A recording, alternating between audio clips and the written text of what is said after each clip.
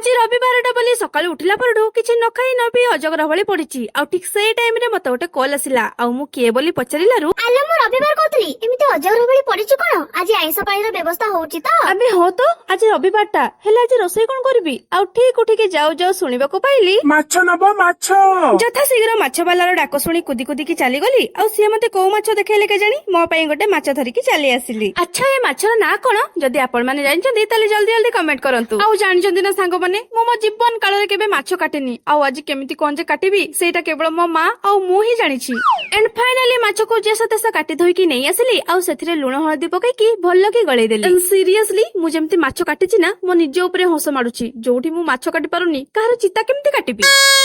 ଆଜି ମାଛ ରଖି କେତେ ମନ କରିଥିଲି ମାଛ ବେସର ଟିକେ ଖାଇବି ବୋଲି, ହେଲେ କଣ ଲାଭ? ଏଇ ବର୍ଷା ଆଉ କରେଣ୍ଟ ମୋ କୁନି ହୃଦୟକୁ ଧୋକା ଦେଇଛନ୍ତି। ଆଉ ଶେଷରେ ଏ ବର୍ଷା ପାଗକୁ ମାଛ ଭଜା ଆଉ ପଖାଳ ଖାଇ ଆତ୍ମାକୁ ଶାନ୍ତି କରିବାକୁ ପଡିଲା। ଆଉ ଆଜି ଯେହେତୁ ଆମ ଘରୁ ଜିନିଷ ଆସୁଛି ରେଡି ହେଇ ମୁଁ ଚାଲି ବସ୍ ଷ୍ଟପ୍ କୁ। ମୁଁ ଚାଲି ସାଙ୍ଗମାନେ, ମୋର ଲେଟ୍ ହେଲାଣି। ଆପଣ ମାନେ ସବସ୍କ୍ରାଇବ କରିକି ଯିବେ। ବାଇ।